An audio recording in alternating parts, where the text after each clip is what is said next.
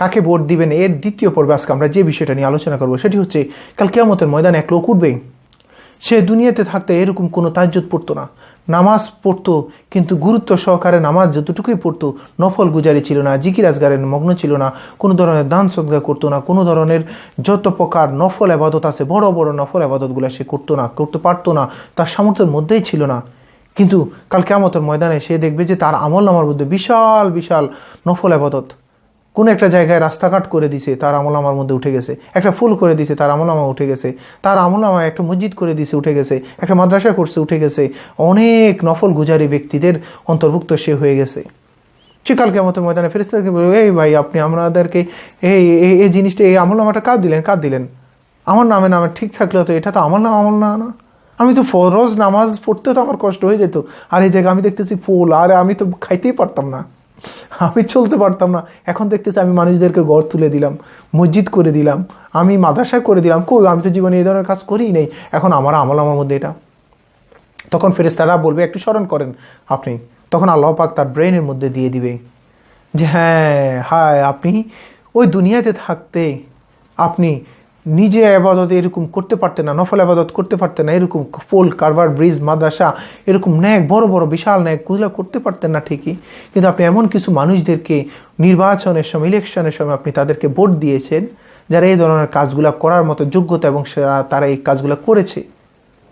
এমন একজন মানুষকে নির্বাচিত করলেন, সে 5 ওয়াক্ত নামাজ পড়তো, সে তাজ্জুদ গুজারি ছিল, সে নামাজ কায়েমের জন্য চিন্তা করতো, নামাজ কায়েম করার জন্য প্রচেষ্টা করছে, বিভিন্ন জায়গায় মসজিদ তৈরি করছে, বিভিন্ন জায়গায় সে মাদ্রাসা তৈরি করছে, বিভিন্ন বালাখানা আপনি তৈরি করছে, বিভিন্ন ধরনের এতিমখানা তৈরি করছে, বৃদ্ধাশ্রম তৈরি করছে, রাস্তাঘাট ফুল সমস্ত জায়গায় এমন কোনো জায়গা নেই তার নেক্সট সেক্টর নাই। রাস্তার পাশে গাছ রোপণ করে দিছে, ও গাছ থেকে ফল ফলাদি যা খাইছে, ছায়া যতগুলা সব নেক আমল সে আপনি সম পরিমাণ নেক আমল সে ব্যক্তি করছে, সম পরিমাণ নেক আমল আপনি শুধু তাকে একটু সাপোর্ট করছে, তাকে একটু ভোট দিয়েছেন, আপনি পেয়ে গেছেন। আল্লাহু আকবার, কঠিন একটা কথা, কিন্তু যদি বলতে আমরা শুনতে সহজ একটা জিনিস না। আপনি বলতে পারেন, আরে ভোট কেন্দ্রে গেলাম, একটা ভোট দিয়ে আসলাম, কি হইলো, ধর এটা কোনো ব্যাপার না, এটা আপনার নিকট আমানত। এই আমানত আপনি চাইলে ভালো কাজও লাগাইতে পারেন, আমাদের আগের আলোচনায় বলেছিলাম যে খারাপ কাজও আপনি লাগাইতে পারেন। ভালো কাজে লাগাইলে কাল কিয়ামতের ময়দানে আপনার বিশাল বিশাল নেক।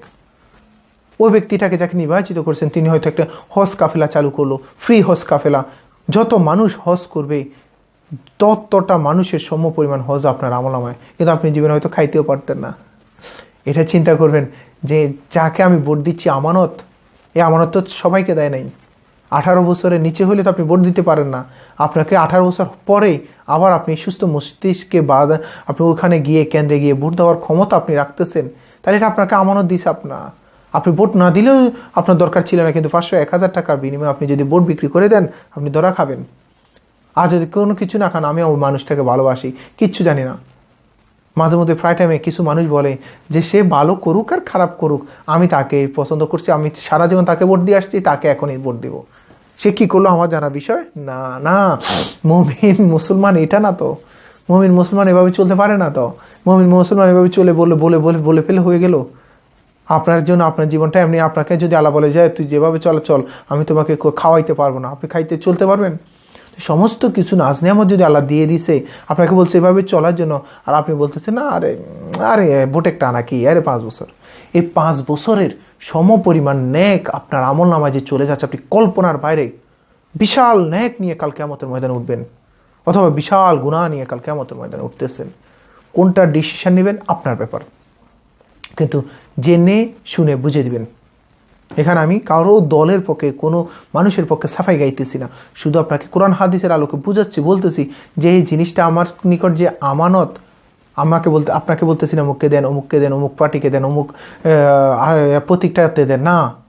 আমার জায়গায় আমার আসনে যে মানুষটা ন্যায় করতে পারবে, ভালো করতে পারবে, উপকার করতে পারবে, কাজ করতে পারবে, মানুষের উপকারে আসবে, ইসলামের উপকারে আসবে, ইসলামের জন্য খেদমত করবে, ইসলাম বিরোধী কোনো কাজ করবে না, এই ধরনের মানুষগুলোকে আমি নির্বাচন করব। আমি যদি এই ধরনের মানুষগুলোকে নির্বাচন করতে পারি, ওনারা যত ন্যায় করবে সম পরিমাণ ন্যায় আমার আমলনামায় লেখা হয়ে যাবে।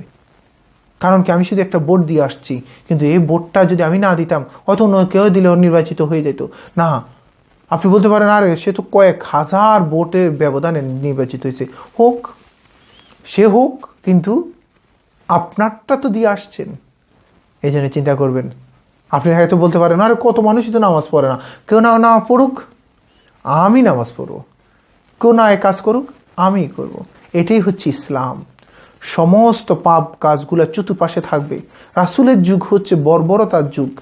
রাসূলের ওই যুগটাতে, রাসূল যখন আসছে, বলা হচ্ছে আয়ামে জাহেলিয়াতের যুগ ছিল ওইটা। ওই যুগটা তো রাসূলও তো বড় হয়েছে।